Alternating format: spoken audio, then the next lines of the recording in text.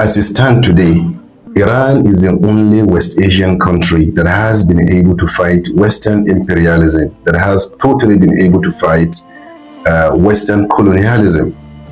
Of course, there are a lot of sanctions on Iran. Iran is the only country that is fighting the entire Western countries put together. I'm talking about countries like the United States of America, Europe, entire countries in Europe. And despite all of this, Iran is still facing a lot of sanctions by the United Nations because of its nuclear programs. I'm trying to explain to you some of the reasons why we're seeing protests currently taking place in Iran because of some of these international sanctions that have been placed on Iran. So Iran is fighting wars all across, just like what the president said, Mustafa, just like what he said just last week, that Iran is fighting all these countries put together, Israel, United States of America, and Europe. Iran for so many years has survived bombing, assassination, cyber attacks, embargo, a lot of things. So right now, Iran is facing economic crisis, and of course, this is what these Western countries wanted. This is what they've always been planning, and this is what they've always wanted. I was listening to the President of the United States of America yesterday, and he said that if Iran dares to attack those protesters in Iran, that they are willing and are ready to come in to help them. America has never helped any country before. Everywhere they go, we know what usually happens in those countries. It's usually about bombing, causing destabilization, and causing chaos, selling weapons to the two sides. What you're going to see there is anarchy. What you're going to see there is lawlessness.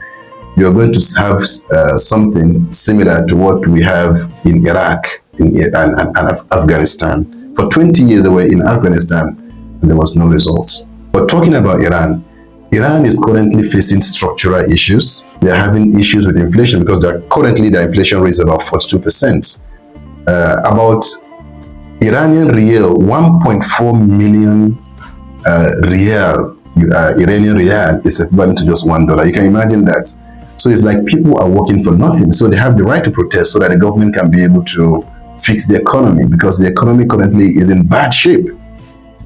Iran obviously has to do something about that. But what exactly led to that? It was because of series of sanctions and lots of international sanctions, beginning from these Western countries. Iran right now has been completely isolated by the West, because you know that they are the one who owns the financial institutions all over the world. At least the Swiss system, they are the one who are controlling the financial system. And because of that, they are able to use this system to fight their enemies. And that's why I think to a large extent, a lot of people have to start thinking. Again, Iranian assets was also seized by the same people. How do you not face these sanctions? Iran depends on oil to generate its revenue, to earn foreign exchange, to be able to sustain its economy. But unfortunately, Iran, this oil, there is a blockade, or that there are international sanctions. Countries are not allowed to buy these oils. So if Iran makes any attempt to sell this oil, there will be sanction, even to those countries that are buying this oil. I remember Iran has one of the largest deposits of oil and natural gas in the whole world. And this is what their economy depends on. How else do you want them to pay their economy? But despite that, I think they deserve commendations rather than condemnations, because they are still able to bypass it to a large extent, some of these Western sanctions. They are still supporting the resistance group in Afghanistan, in Palestine. They are still able to arm these people, even though you might not agree with that, but they're trying. They're manufacturing their weapons, jets. They're manufacturing a lot of things. They're even able to launch their airspace, their rockets, all of these things. These are indigenous technologies that were developed indigenously by the Iranians, because a lot of these Western countries are not even allowed to even sell spare parts. I mean, aeroplane spare parts, and a lot of cars and automobiles, and they are not allowed to sell to Iran, because that is what sanction means, of course. So you can see that Iran is able to bypass, is able to withstand all of this. But there is a time that there are times, of course, in life that you might just not be able to withstand. So what I'm just trying to say is that Iran is trying. they really need to do a lot more in order to be able to fight these Western sanctions. Sometimes that might necessarily also means compromising, of course, as long as it doesn't compromise your ideology. Okay? So talking about dependency on oil, Iran has to try as much as possible to diversify. Of course, they are very good also when it comes to agricultural outputs. So Iran has to try as much as possible to diversify rather than depend on oil. Let them also try to depend on other sources because they have lots of mineral resources. I mean, lots and lots of Iran. Recently, I saw that they discovered one of the largest deposits of lithium in the whole world.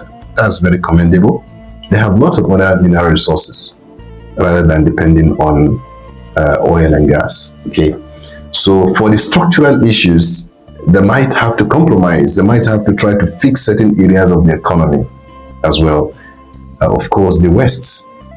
There is a verse I always remember in the Quran, وَلَنْ تَرْضَ عَنْكَ الْيَهُودُ وَالنَّصَارَى حَتَّى تَتَّبِعَ مِلَّتَهُمْ. These people will never, they just will never, of course, allow you to practice your deen. As it stands right now, Iran speaks for so many countries, so many Islamic countries. A lot of people are tired of the West and they are in need of alternative. And Iran is receiving all the bullets for these countries. Last year, 2025, we saw a 12-day war that they had with Israel. According to many sources that I contacted, according to my research, based on what I found out, I saw that they lost over $3 trillion in that 12-day war. A lot of people died. A lot of properties were destroyed. Aviation, a lot of the industries were impacted. Many people fled Iran, and because of that, they lost a lot of money, and a lot of lives were destroyed. So sometimes it's necessary that we take the peaceful path. We try to see how we can engage in peaceful dialogue rather than all-out war.